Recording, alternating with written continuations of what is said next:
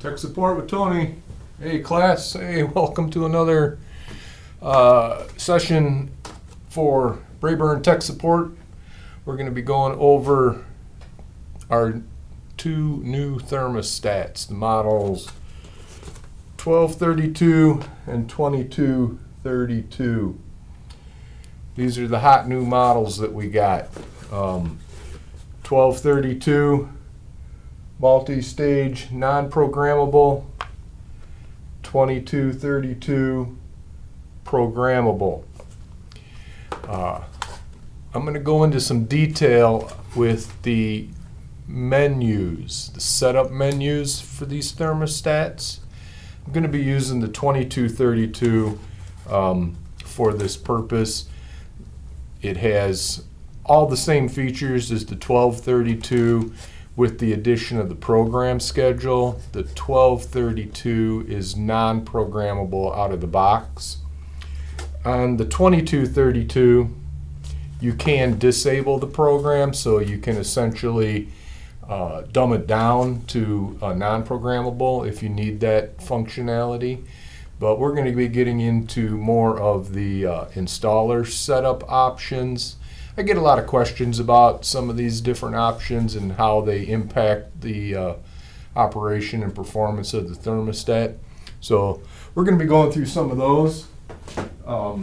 This information is all in the installer manual. This is a booklet that comes with the thermostat. And inside, starting on page 8, is the installer menu and a chart that details all the various options in that menu. It details how to get into the menu and then various options within the menu, and we're going to go through all of them. Not every option appears in your thermostat depending on how you have set it up. So for example, if you have selected a conventional HVAC system, then you're not going to get heat pump options later on in the menu. So this chart is an exhaustive chart showing every possible option, but you may not always have those options on your thermostat depending on how you configured it, and you'll see that when we get into it. So I got one set up for us to look at right here. This is the model 2232. Currently it's in the off position. Pressing the system button will cycle it into the heat mode and give us a temperature set point. Pressing it again will give us the cool mode and a temperature set point. I'm going to cycle it back around to the heat mode. Now, on these thermostats, there are two menus, a user menu and an installer menu. The user menu has some options that the homeowner or the end user would probably want to use and set up. The installer menu is typically done by the technician that sets up the thermostat for use. Has a lot more in-depth settings. Two different menus accessed using the menu button. So I'm going to go over that real quick. On the side, we got our menu button right here.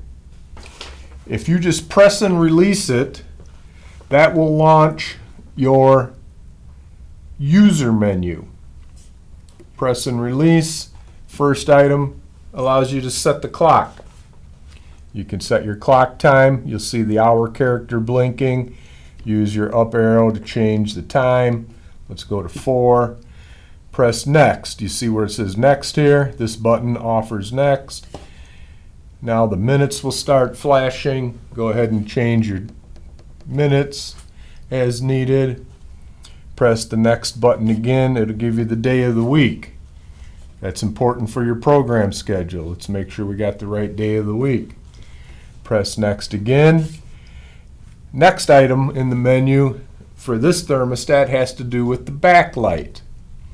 On this model here, if it is hardwired with a 24-volt common wire, you can set the backlight to stay on all the time. If you change it to auto, that means it will time out after a period of inactivity and shut the backlight off. Like it just went off right there. I'm going to go ahead and put it back to on. Next again is the backlight level, how bright. 5 is the brightest. You can take it down to 1 is the dimmest. So for our purposes, I'm going to leave it on 5. Next again, this is a filter service reminder. This will pop up a reminder for you to change your filter in your system. The default setting is off. You can choose 30 days, 60 days, and so on for your filter service reminder. Next again, this is the hold length. When you use this thermostat as a programmable thermostat, if you wanted to override the program, you could put it on hold. And that hold can be long, indefinite, or it can be a 24-hour hold. 24 hours means it expires after 24 hours, resumes the program schedule. Default setting is long. Next again is an override. An override is when you are running the program but you temporarily want to override your temperature set point. When you do that, that override will last 4 hours. This is not the same as putting it on hold. An override is just simply changing the temperature in the middle of a program session. 4 hours, 3 hours, 2 hours, 1 hour, and back. Set lock. This is if you want to set up a lock code to lock your thermostat. Sometimes you want to lock your keypad out. Maybe you've got a thermostat that's in a lobby or a common area or something like that, and you want to lock it out so that random people can't change temperature, change system mode. You can lock the thermostat, but before you do that, you must set a lock code, and you would choose that here. Let's go back into that menu because we waited too long.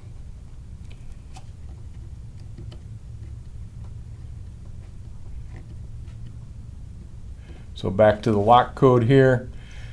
Each time you would set a digit, press next, press next. I've set the lock code to 1, 2, 3, press next. Reset. This is going to reset all of the settings in this menu back to factory defaults. You can change it to yes or leave it at no. And then next, that'll exit us from the menu. That is the user menu. So again, the user menu's only got a few items in it that most of your homeowners may want access to. So again, 2 menus. The installer menu is more deep.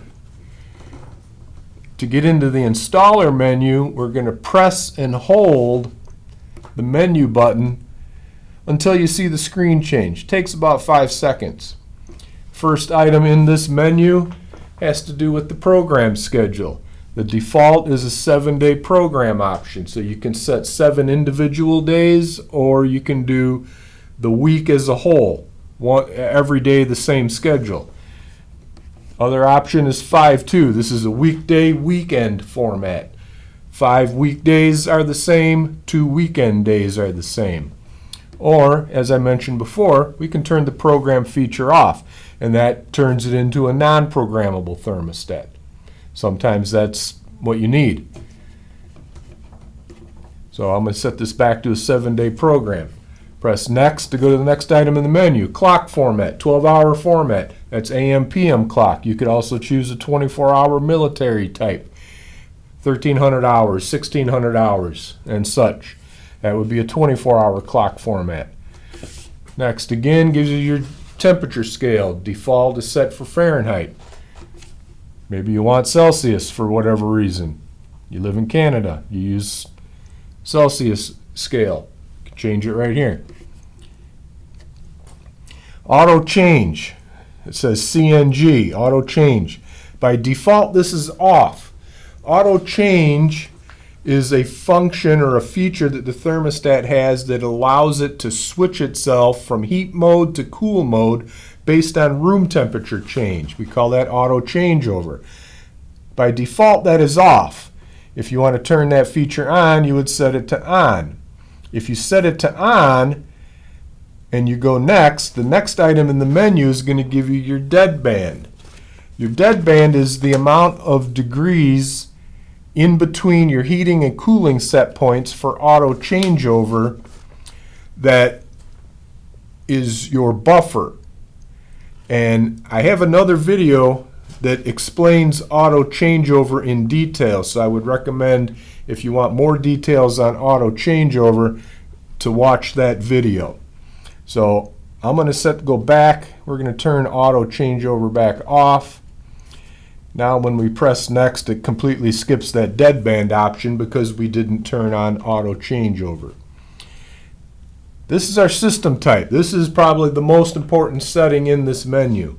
We need to tell the thermostat what type of system we are connected to. This one, it says conventional, so that's a gas furnace. One heat, one cool. Conventional, one heat, one cool. So that would be a regular gas furnace with straight cool central air system. You could choose two heat, two cool, conventional. So if you had a two-stage furnace and air conditioning, you could do that. Or if you had a one-stage furnace and two-stage air conditioning, you could still do that. That covers that. It's got enough stages to cover what your system has. Another option is heat pump. One heat, one cool heat pump. Heat pump, two heat, one cool. This is a single stage heat pump that has electric or gas furnace backup as auxiliary. Two stages of heat, one stage of cooling. 32 HP. This is going to be for a two-stage heat pump that has two stages of compressor heat and a third final stage of either electric or gas furnace backup. Now, depending on what system type you choose here, some of your later options in your menu are going to change because of that setting. So, for example, if you choose a conventional gas furnace setting, you're not going to get options for a reversing valve because it's not needed on a conventional system. So I'm going to run through a couple scenarios with a conventional setting. Let's choose the 22. We go next. Diff 1, half a degree is default. Degree differential. This is our differential setting. This is room temperature change needed to trigger the call for heat or cool. Again, I have another video that talks specifically about differentials and how they work and how they impact thermostat and system performance. So I suggest if you got a lot of questions about differentials, we go into that. But you do have options on your differential. Half a degree is the first stage. You could choose 1 degree or 2 degrees. We're going to leave that at default. Since we chose a two-stage system, we're also going to have a second stage differential. The default for that is 2 degrees, and you can change different options on that. Fan, it says fan 1 gas. That's the default setting. So in a conventional setup with a gas furnace, the thermostat does not call the fan on. That's a function of the logic board in your furnace. The thermostat simply sends a command to turn the furnace on, and the furnace fires up, and when ready, the furnace will turn on the blower fan. That's for a gas furnace. However, you might have an electric furnace. An electric furnace is an air handler with an electric heat strip for the heating source rather than a gas burner. And a situation like that requires that the thermostat turns the fan on. So we have an option here for electric fan. When you do that, the thermostat sends both a W and a G signal to the air handler furnace to turn on the heating element and to turn on the blower fan. When it's set to gas, the thermostat only sends a W signal, and the furnace itself is in charge of the fan. Now, we're going to go back, and we're going to change to a heat pump setting. We're going to choose 21 HP. When we go forward now, we're still going to get our differentials, first and second stage, but now we have an emergency fan setting. And we're going to set that default by electric. You do have an option for gas. So if you have a heat pump with a gas furnace backup, you would want to change that to gas. If it's just a regular heat strips, go ahead and leave it on electric. Auxiliary finish. So this means when the thermostat stages up to second stage, it brings on the second stage heating. As the room temperature warms up, it will stage back down as it approaches set temperature. If you set this to auxiliary finish yes, once it stages up, it stays on high stage until the room is satisfied. That might be an option that you're looking for. See, now we have reversing valve, R valve, O. O is the most common, but you can switch that to B. You need to set this to match the reversing valve that you have in your heat pump system. It's either going to be O or B. O is a cooling active valve, B is a heat active valve. You don't get this option if you had chose conventional as your system type. Let's go next. Next option, auxiliary heat. So your auxiliary heat that's in your air handler is an electric heat strip or is it a gas furnace? You need to set that accordingly. So if you're doing a dual fuel system, obviously this needs to be set to gas. Let's go ahead and set that to gas and move on. Compressor power outage protection. This is a feature that requires the thermostat is wired with 24 volt common, and this offers a functionality that if there is power loss in your area, maybe your home has lost power, power's going on, power's going off, maybe there's storms in the area, this will protect your compressor by not letting the thermostat turn on calls to the compressor when it detects these power outages. This protects your compressor by not having it turn on and off rapidly due to those power outages. So that might be a feature you might want to turn on. But in order to use that functionality, you do need to have a 24 volt common wire. Power monitor kind of goes along with the compressor power outage. It also needs to have that 24 volt C wire, but in the event of power loss, there will be an indication in your display letting you know that there's no power at your compressor, your heat pump. Turning that feature on gives you that ability to see that in your dashboard here. Compressor short cycle protection. So this applies whether you got a common wire or not. This prevents the thermostat from making a call for 5 minutes once the previous call has been shut off and satisfied. This protects your compressor by preventing a user from rapidly turning the system on and off by raising and lowering the temperature. We have a 5-minute delay for compressor calls. Pretty standard. Residual cool, fan.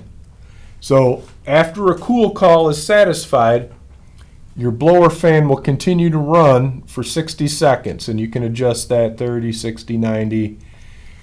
This purges your ductwork of any cool air for efficiency purposes. Residual cool fan delay. Recover. Recover by default is off. This has to do with your program schedule. Recovery mode. So when recover mode is off, your program schedule follows exactly the way you created it. So if you set a program to start at 4 p.m. for heating, it will wait until 4 p.m. to start that heating process. With the recovery on, what happens is the thermostat will, in advance of that program period, it will start the heating process early so that by the time 4 o'clock comes, your room is at your desired 4 o'clock temperature. The default is off. User lock level. So this works in conjunction with what we discussed in the user menu. When you lock the thermostat using a 3-digit code, there are 3 levels that it can be locked to. Obviously 3, 2, or 1. User lock level 3 is a complete lockout. All buttons will be disabled when you lock it to level 3. Level 2 gives you functionality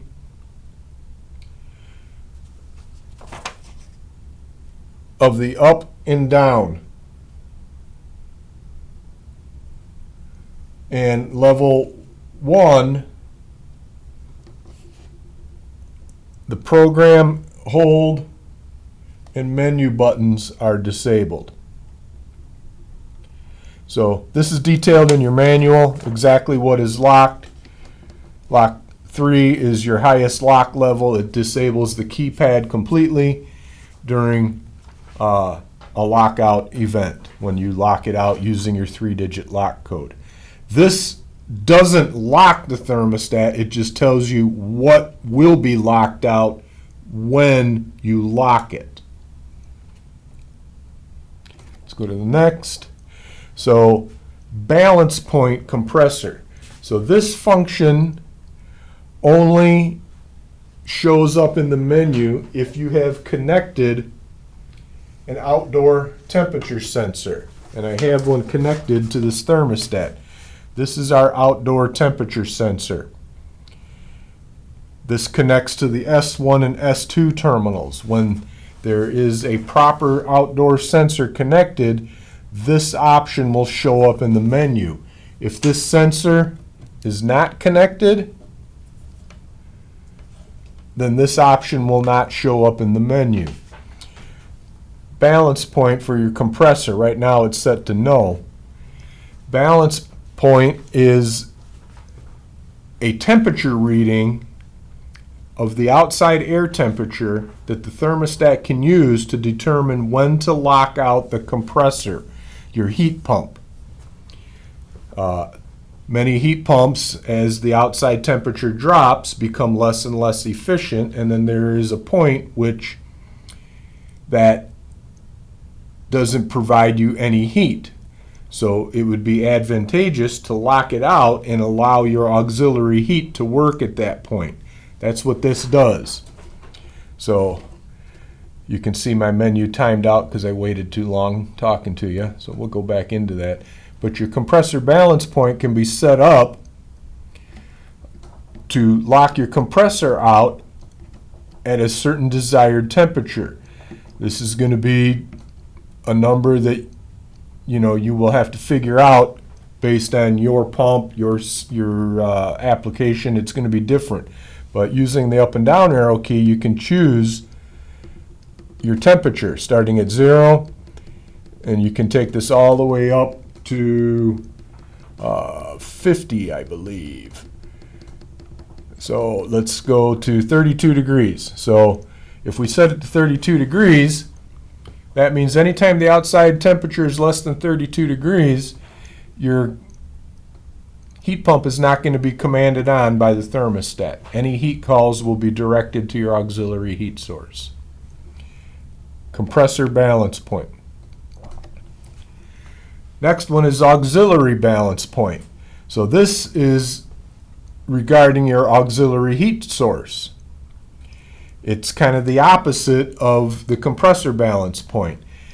What this one says is if our outside temperature is 45, let's go to 50. Set it to 50. 50 or above, then we're going to lock out our auxiliary heat source and we're never going to use that. We're going to rely solely on our heat pump because at that temperature or above, our heat pump should be perfectly capable of keeping up with demand, and we should never have to command on the auxiliary heat source. Balance point, auxiliary. High limit heat. So this is a limit you can put to limit your user and how high they can set the heat. You can adjust this number anywhere you want. So I'm going to put it at 80 degrees. So that means when I'm in the heat mode, I can never raise the heat higher than 80 degrees. Low limit heat. This would be the minimum temperature you could set your heating to. Default is 45. Maybe you got a situation where you want to maintain at least 60 degrees in the house. So you would set this to 60 degrees, and that would prevent the user from ever selecting a temperature less than 60. Low limit heat. Next is low limit cool. Same thing for the cooling mode. This would be the coolest they could set the air conditioning. Maybe you don't want somebody putting the air conditioning down to 50 degrees in the middle of summer. That's just too much. Maybe you want to limit them to 68. That's as low as they can go. Next would be the high limit for the cooling. So it just allows you to adjust the adjustment range for both heating and cooling. Installer lock. By default, this is off. This gives you the ability to lock this menu out. This is different than locking the thermostat out. If you want to lock out the menu, the installer menu, you would turn this feature on, and then when you press next, you need to create a 4-digit lock code. So again, what this does is it locks out the menu. So the way you get into the menu is pressing and holding the menu button for 5 seconds. But if you lock the menu and you press and hold this for 5 seconds, then it's going to prompt you for the 4-digit lock code before it lets you in. So sometimes an installer will do this because they don't want anybody accessing the installer menu settings and making changes. Maybe to those temperature limits.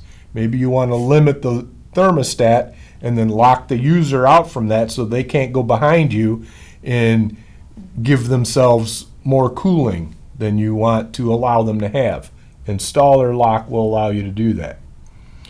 If you turn that feature on, then you have to create the 4-digit locking code. Last option, clear. This will clear. Set it to all. It'll clear all the settings back to factory default. If you set it to none, it just bypasses it. You press next and you're done. So I'm going to go ahead and clear all. Press next. Restarts the thermostat, and now we're back. It's like fresh out of the box.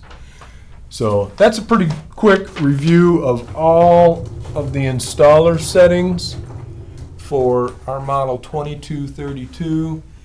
Again, all this information is in the installer manual. It's a couple pages worth. Details you how to get into that menu right there. All of the items listed, their various options. The manual is also available on our website. If you go to brayburnonline.com and search the products, all of our thermostats have a very similar menu. This was just the one for the 12 or the 2232, 1232. It's very similar. The only difference is it doesn't have the program schedule built in. So anything around programming is not included on the 1232. 2232, 7-day program, 5-2 program, or you can turn it off. If you got any questions, call me. Tech support with Tony. You can also find links to the website in the video description. Good job, class. Thanks for watching.